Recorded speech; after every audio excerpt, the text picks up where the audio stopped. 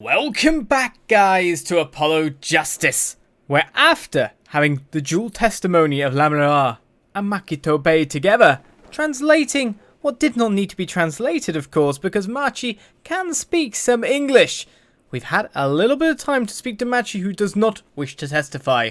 With that, our strategy seems to be calling Lamiroir up once more, as Clavier doesn't seem to be happy with it. It seems the judge is close to calling a verdict, so we've got to pull something out of our hat right about now. What are you up to now? I thought we determined yesterday that Lamiroir's testimony was insubstantial. There's nothing you can... Lamiroir was taken to the hospital yesterday with injuries. What happened? She was assaulted, Your Honor. Assaulted? Someone wanted Lamiroir dead. Thankfully, she was able to save herself. What? I've heard no such report. Prosecutor Gavin, why would anyone be out to kill Lamiroir? Can you think of a reason? Well, think of how she is known in our country. A singer from overseas who doesn't speak English, yes? Yet someone tried to keep her mouth shut. Who could that have been? You don't think? I do. It was the same person who shot Mr. Latouze. The killer was afraid of her. Afraid of what she might say. The defense believes that something was hidden in her testimony yesterday. Something that the killer doesn't want getting out. Not so much hidden, is it? It's more about a statement at the end. In front of a potential killer. So am I to understand that this is what you're saying? Namely, that there is a nugget of truth in Lamiroir's testimony? A nugget we have yet to uncover. Exactly. If Lamiroir was attacked, this would have serious implications. Don't choke on your words there, Judge. Very well. There were some vague points in her testimony during yesterday's trial. Perhaps we did not inquire as deeply as we might have into some. The court will hear Lamiroir's testimony once more.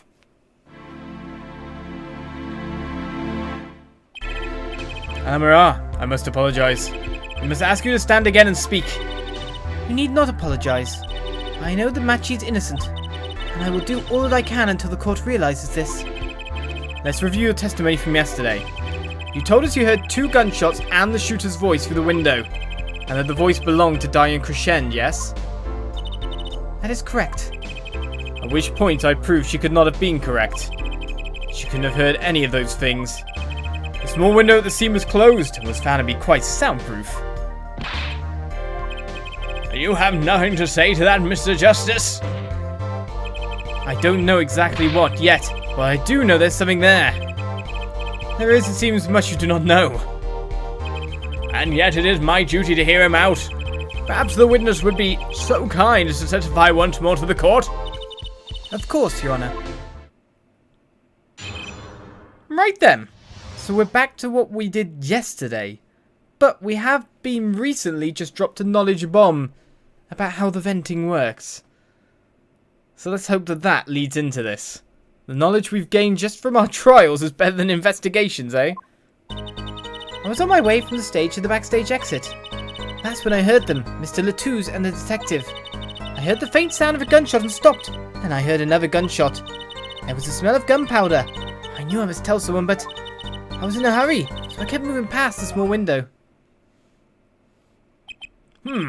Pretty much the same as yesterday's testimony. I'm sorry. I'm not used to speaking much in this language. Perhaps my descriptions are lacking in some way. Yet everything I've said here is the truth. And it is my distinct displeasure to say this. What you have said to have happened is impossible. Do I have to repeat myself? Lamiroir was attacked because of this testimony. But what? Trucy? Apollo, you know, for a moment there, you were pretty cool. Maybe I do better when I don't try to think ahead. Very well, Mr. Justice. Perhaps you can coolly cross-examine the witness. About what I did here. I was on my way from the stage to the backstage exit. Where are you now? The bracelet isn't reacting, so that's a good thing. We're not looking for that. We're looking for testimony. Is something wrong?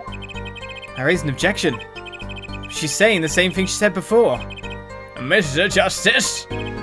Sorry, it's nothing. Please continue your testimony. Now I know what they mean about the reckless youth these days. The one in red over there is a shining example here, Judge. You're the last person who should be pointing fingers, Mr. Rockstar. I think shining because of forehead, maybe? I don't know. That's when I heard them. Mr. Latouche and the detective. Diane Crescend? I did not know his name at the time. But yes, it was him. The one who took the stand yesterday. How many times do I need to remind you that's impossible? There is no way you could have heard him. Because the window of the scene was closed? Is that why? Of course. Apollo, if we keep asking the same questions as yesterday, we won't get anywhere. She's right. Maybe there's a different angle I can try. Okay. So this is probably the statement based on the fact that it's given options here. What they were talking about is probably the most important thing rather than did you hear anything else, because gunshots, I mean, we heard them at a certain time. Actually, that could be good too. But it'd be nice to know what they were talking about. Lamiroir, do you by any chance remember what they were saying to each other? If so, please tell us. I have given it much reflection, but I was afraid of this. She doesn't remember. I only heard one phrase clearly. A whole phrase? You remember something that was said? Why didn't you say anything yesterday? Now my memory is clear. I was afraid to speak.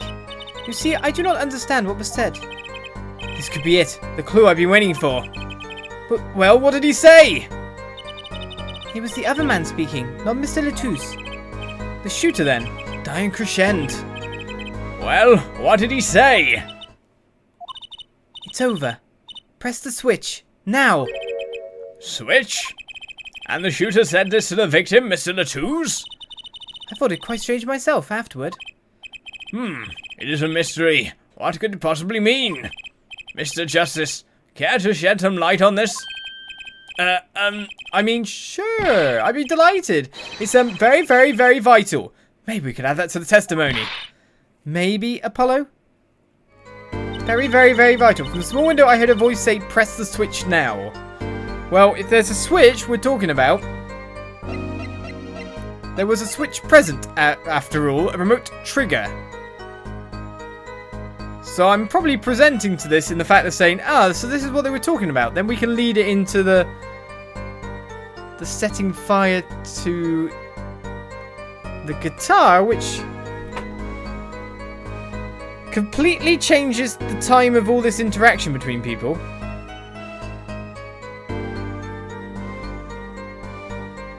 Because she was performing at that time that the thing happened. So let's go with this, of course. Objection! Press the switch. There's only one key that can unlock the mystery of those words. Oh.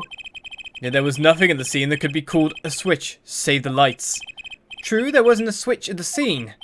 But it just so happens, I have a switch right here. That certainly does look like a switch, doesn't it? The problem is, this was found not at the scene of the crime, but on the stage. The stage? Where the concert was held, yes. This was found hidden there. On the stage. Are you claiming that the voice Lamiroir heard was of someone commanding another to press the switch? It's a possibility. Objection! Oh, Herr Forehead, I'd call that an impossibility. Why? It's hardly necessary for me to remind the court of the layout of the concert forum. The stage is quite far from Lamiroir's dressing room. Not to mention that the Gammoners were in the middle of a concert on said stage. We aren't known for being a quiet band. You could shout all you wanted and not be heard. The detective's violence? Yeah. The detective's voice was loud, but certainly not a shout. So too have Herr Forehead's cries of possibility fallen far short of being heard. Sorry, the violence was too loud. But he wouldn't have needed to shout. Excuse me? You heard what I said, or do you need me to shout it out for you? It would have been quite simple to be heard on the stage from that dressing room. Oh wait, you like evidence, don't you? How about this? Using this, it would be easy to get a message to someone on stage from the dressing room. Well, I see where we're going with this. Prosecutor Gavin, perhaps you're familiar with this. Why, that's... What? What is it? Is that some kind of newfangled phone they invented while I wasn't looking? This is a type of transmitter, a communications device. Communications device? From what I've heard, that night, everyone on stage was wearing one of these. Isn't that right, Prosecutor Gavin? Ah, yes, actually, they're for talking between band members. We all had one on. So you admit that if you were wearing one of these, talking from the backstage to the stage would be simple. True, but wait. Those send out an electronic signal. To avoid interference with the audio systems, their range is quite limited. Lamar said it was about 30 feet, right? Look at this cross-section diagram of the concert forum. I say court. Man, I'm reading too far ahead. Ah, exactly. The wall from the stage to the backstage seems far. The direct distance is less than 30 feet. That can't be! So when Lamiroir heard the shooter's voice, he could have been talking to someone on stage. Objection! Ha! You're claiming this is a switch in question? Why did it have to be on the stage at the time? It could be placed in a pocket and carried anywhere. Someone could have hid it on the stage after the fact. Hey, he's got a point. How do we know where it was when she heard the voice? And the shooter said, press the switch. Well, I guess we don't. An unfortunate situation. I'm afraid that until we know where the switch was, there's little point in debating it. I was sure this was the way to go with this. What is this switch anyway? We don't even know what that basic fact. Wait a second. I do know what this switch is. And if you follow that train of logic to its incredible conclusion, it ends up in proof that completely changes this case. Exactly what I was thinking earlier. What's up, Apollo? Apollo? We know about this switch, right? We know what it is. Yeah. Well, think of when it was used that day. Think of what happened. Well, Mr. Justice, if you have no further information to share concerning the switch... Your Honor. Yes, Mr. Justice?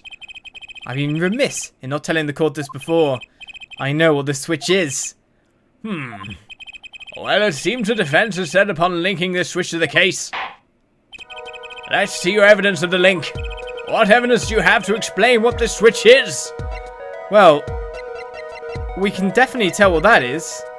Just from the igniter. Prosecutor Gavin, you remember this? Ah, that's that. That what? Is it another one of those newfangled phones?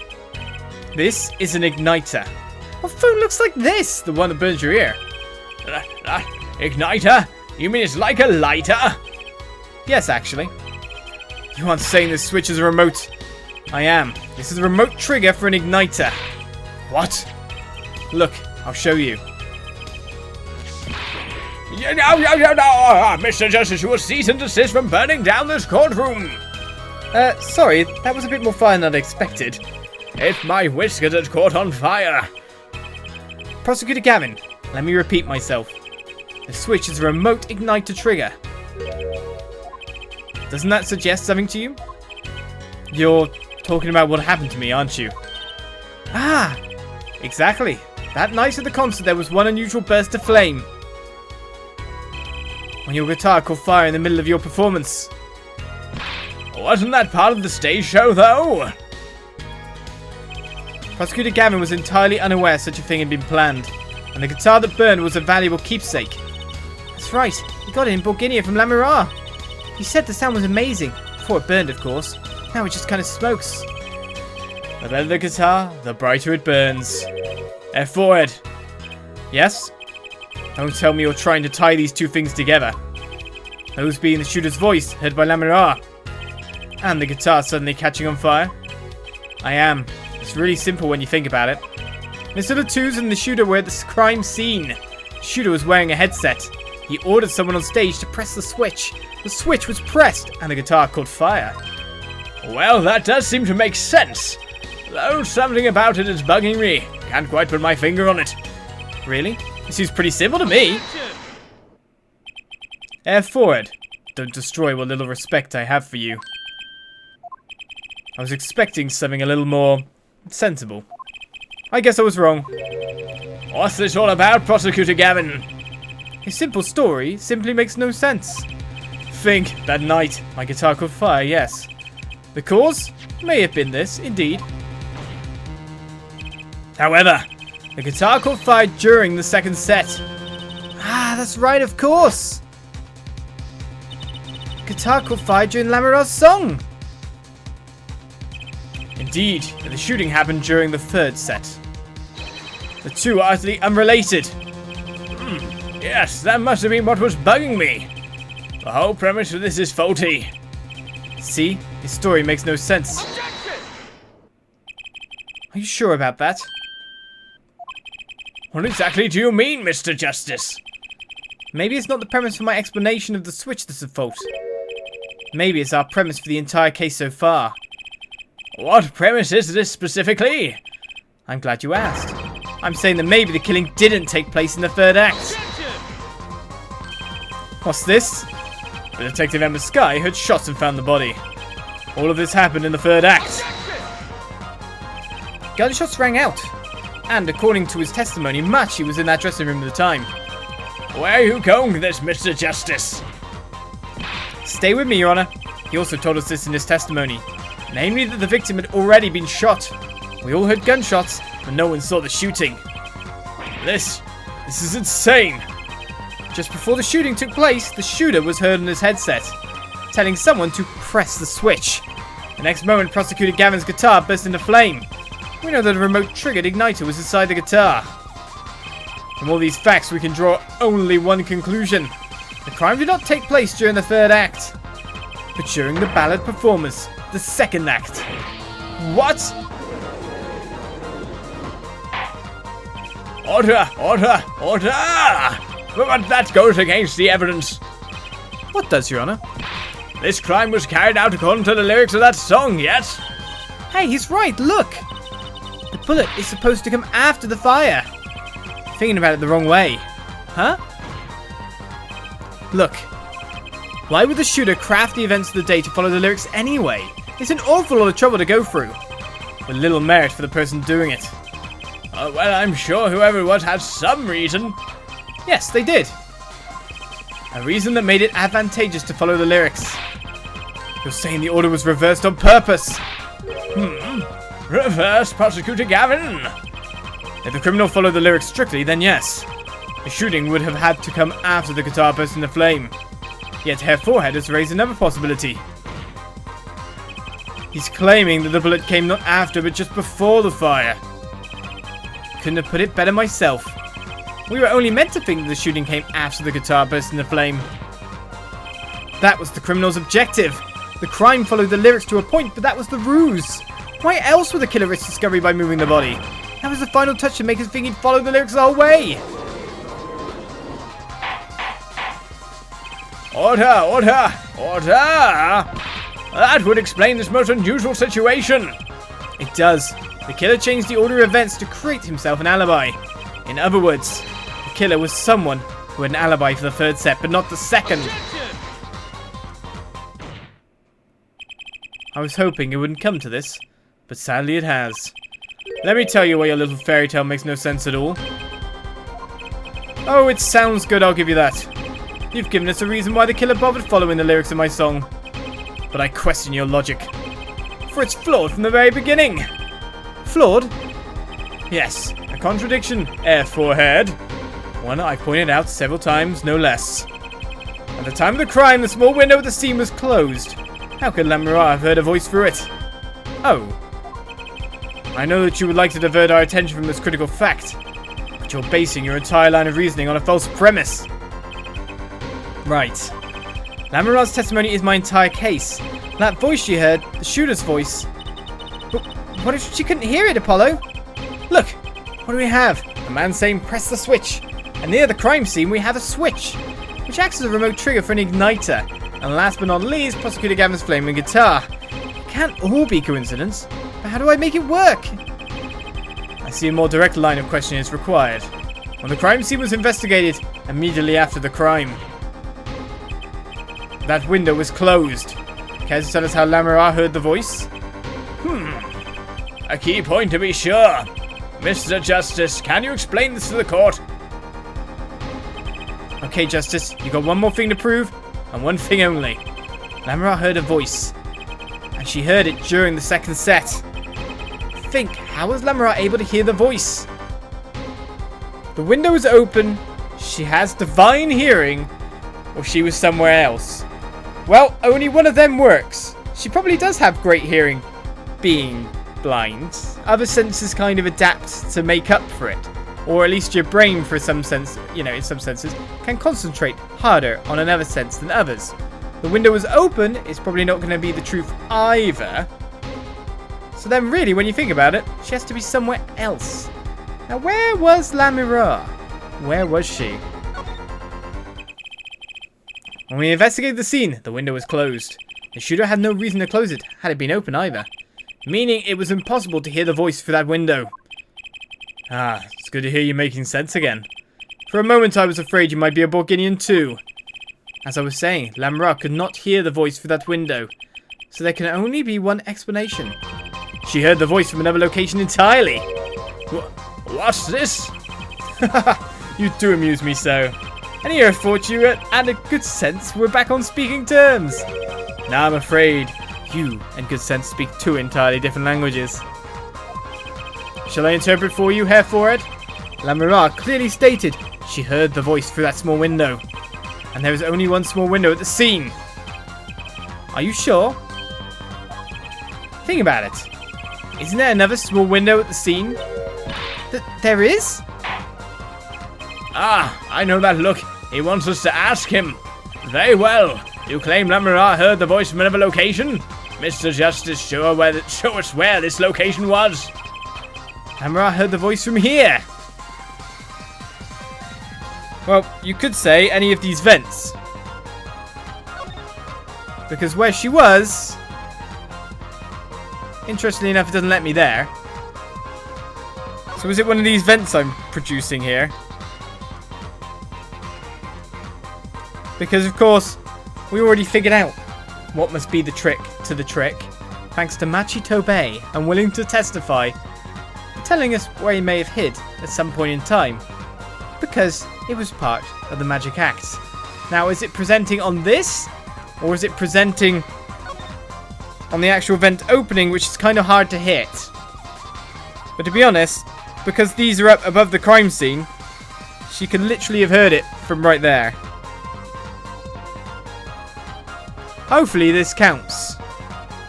And I don't have to use the other side. Does this look like a small window to you, Mr. Justice? The state of modern society can be read from numerous objects and artifacts. In a sense, anything could be a window on our society. I got it wrong. I didn't ask you to point out a window on society. I want a window on the crime scene. No points for trying. Lamar claims she heard the voice through a small window. Okay, it's the vent itself. But in most senses, you've got to imagine that that up there connects to the vent. And it is a very small window. Okay then. The only reason I didn't go for this specifically the first time was because it doesn't actually let you click on it because the present button. See, here's the vent. I just went with the venting a little bit further on where, you know, she might have been literally above things and hearing it even clearer. But, you know. Depends, actually. Depends which way the vent's leading. But it'd still probably be attached to that. So she probably heard it through that. I mean, the sound would have travelled through there easier, I guess. I don't know. Game, what do you want from me? This is where Lamiroir heard that voice from. But that's no small window. That's the air vent. Where would she be in Act 2? What did she tell us? She said she's a Borginian. I'm familiar with our language. It's not a stretch to imagine she called this air vent a small window. Now you've done it. You've gone beyond ridiculous and into ludicrous. So Lamiroir was up in the ventilation system listening to this man's voice? That's the only logical explanation, yes? Logical. I do not think this word means what you think it means, Air Forehead. Like PG, eh? Okay, what about it isn't logical? Ha! It hardly merits saying. Why would Lamiroir be in the ventilation system? Hiding like a rat. No offense intended to her, of course. The explanation for that is simple, Prosecutor Gavin. Isn't it, Lamiroir? You've been listening to our discussion here, yes? Yes. I admit, it's had me quite confused since yesterday. Yes, the small window was closed. But why would that mean I could not hear through it? I feared our prosecutor might himself need an interpreter. Ah! The problem here is words. Lamiroir, this small window through which you heard the voice, was it up high on the ceiling of the room, not low on a wall? Yes, it was up on the ceiling. What?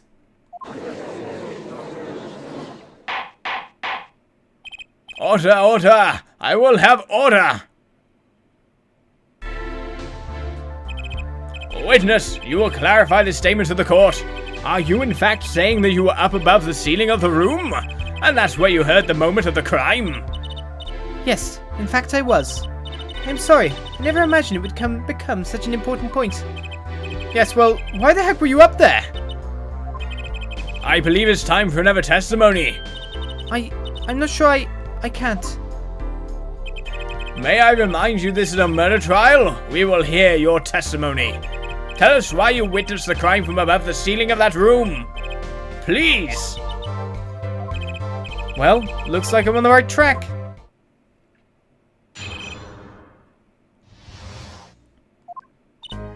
Yes, I was above the ceiling when I heard the voice. Man, that is bigger than you'd expect, but she didn't enter from the venting hatch itself though, did she, by the sound of it? Whoa, that ducting's massive. I had heard there was a small window there before. It was in the middle of my performance. I had no time to report what I had heard. As to why I was there, I cannot say. I am bound to secrecy on this matter. Bound to secrecy? In my line of work, one has many obligations to uphold. But you say you were in the middle of your performance. So this did happen during the second set? I did not witness the crime, you must understand. I only know what I heard. Yes, but you must tell us what you were doing, in detail. That's what the cross-examination is for. Yeah, here, forehead. Our mission in this court is to discern the truth. No obligation, no binding pact may hinder that mission. Very well. Mr. Justice, you may begin the cross-examination. What are you going to do, Apollo? I'm going to find out the truth. She was up above that ceiling for a reason. I just have to get it out of her.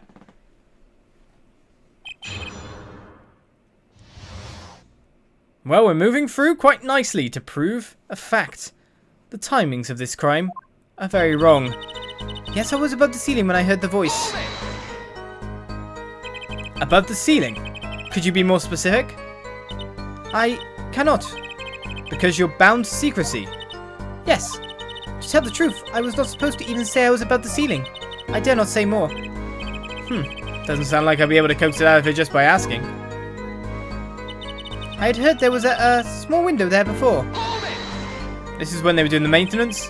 By small window, you mean the air vent? I only remembered I needed to be careful of where I put my hands and feet. I cannot see the light coming through the window, of course. The air vent grate could trip you up, certainly.